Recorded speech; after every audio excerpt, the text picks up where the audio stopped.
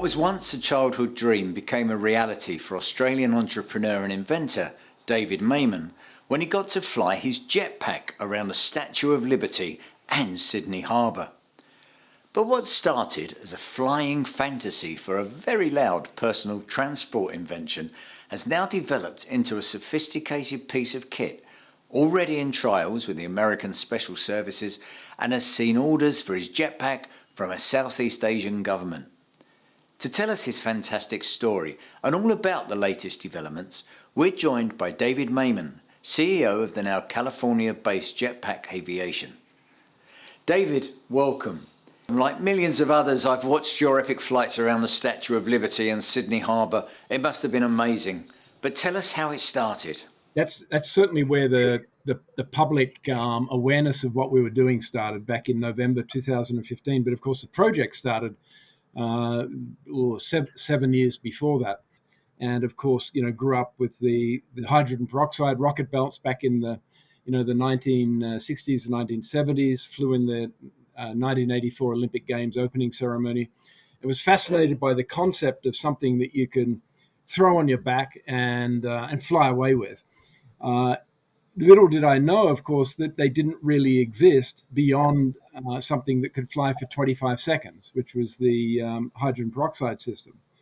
And I built up a company in Australia quite some time ago and sold that, and then finally had some money to throw into engineering this concept. And it took a long time to get an aircraft that was small enough, powerful enough, and reliable enough to do the New York flight. So from that original stunt, you somehow got involved with the military. That's a funny story, actually.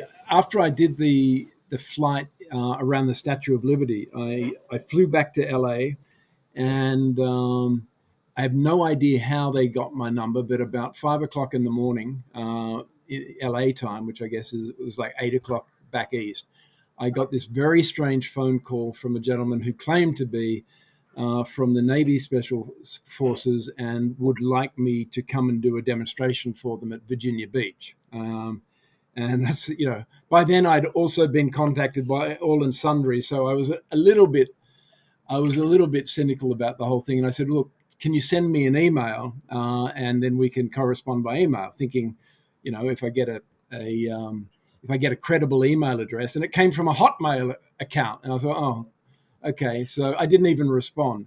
And then the next day, I got from the same gentleman from a .gov.mil address. So it was effectively the SOCOM, the Special Forces on the Navy side, which is the SEAL team guys from Virginia Beach were very interested in an aircraft that you could effectively pack down into a series of Pelican cases and fly around with. And that's how our relationship started. You announced recently the sale of a couple of jetpacks to a Southeast Asian defence force, but you've already moved on with a new iteration, haven't you?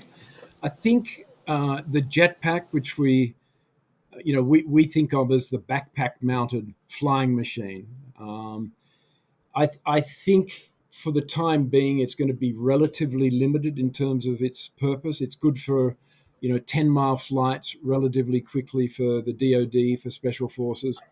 I think that the immediate future for us is in the flying motorcycle, the speeder, we call it, aircraft. And the reason for that is that you can carry a lot more payload than you can carry with a machine that has to fit on your back. So, where we got to with the SEAL team guys was that they could carry themselves and maybe some light arms and ammunition, but that was about it. And they wanted to carry 300 pounds or more. So it's hard to do that and have something that you can carry on your back. You get into needing exoskeletons to be strong enough to do that. We have just finished the first flight test program for our first full-scale prototype. So think of an aircraft that's just over 6 feet long, 3.5 feet wide, about 3 feet high. So it's motorcycle or jet ski-esque in terms of its size. And we started test flying in December last year, having completed a build process for 2 years. and finished in May this year.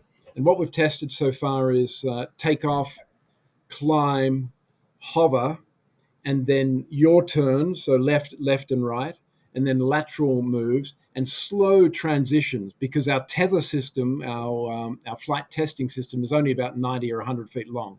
So we can do sort of slow transition forward and aft. We finished that in May. So what sort of mission will Speeder be used for? The immediate use cases for the speeder will be related to ultra high speed delivery of any kind of critical item where you need an aircraft with you at all times. Okay, so if you're with the DoD, you're a special forces operator or any operator, and you've got life-saving medical supplies that you want to get downrange at 300 miles an hour out of an aircraft that you can take out of the back of your Humvee or off the roof of your Humvee, there's nothing else that can do that. I see it progressing over time from there into emergency medical services where you could extract an injured person, whether it be a civilian or a military operator. You could do that either piloted or fully autonomously, because the aircraft is what's known as optionally piloted. It can be flown in three modes: manned or piloted, unmanned autonomously, or unmanned via remote or virtual control. David, it's a fascinating story and an incredible new aircraft. Thank you very much for having me. Good luck. Well, we look forward to you showing a Speeder around the world. And before you ask, although JetPack and Speeder will be flying with traditional kerosene, as it offers about 10 times the weight-speed ratio the battery-powered aircraft can, the company has struck a deal with Prometheus Fuels in the US, who remove CO2 from the air and turn it into jet fuel, and will begin trials next year. So fast, unique and carbon neutral. Who could ask for more? Goodbye.